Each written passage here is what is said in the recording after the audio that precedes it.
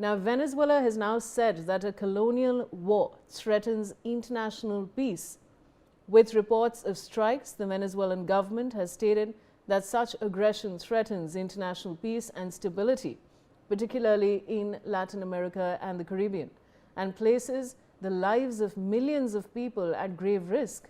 In a statement, Venezuela has stated that the attempt to impose a colonial war to destroy the republican form of government and force a regime change in alliance with the fascist oligarchy will fail like all previous attempts. The statement further reads, since 1811, Venezuela has confronted and defeated empires. Today, the Venezuelan people rise up once again to defend their independence against imperial aggression. People to the streets in strict adherence to Article 51 of the Charter of the United Nations. Venezuela reserves the right to exercise legitimate self-defense to protect its people, its territory, and its independence. As Supreme Commander Hugo Chavez Frías stated, in the face of any new difficulties, however great they may be, the response of all patriots is unity, struggle, battle, and victory. All right, now this is, of course, a very big statement. Major Muhammad Ali Shah, defense expert, is with me. Major Muhammad Ali Shah, this is a very, very straight statement, a very strong statement. What would you like to say?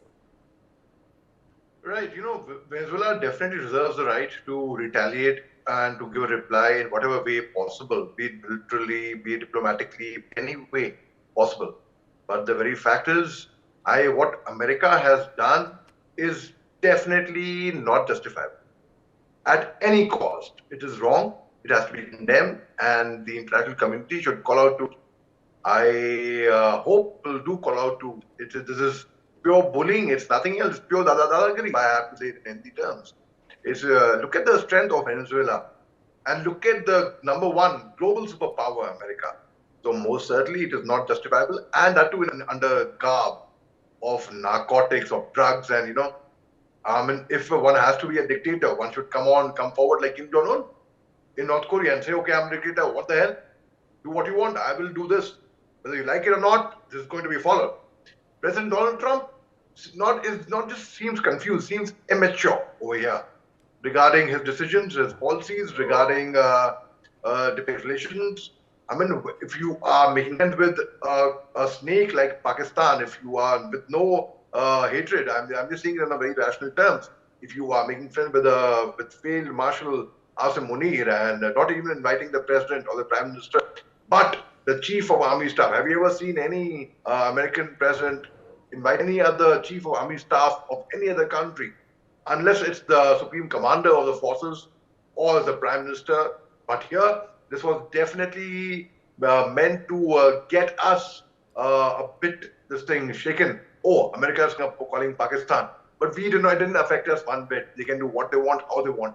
But the very fact is, when you attack a poor country, when you attack a weaker country, when you attack and you flex your muscles, it is definitely wrong. And I would like to, as I mentioned earlier, I would like to hear UN talk about it and UN oppose it, in fact.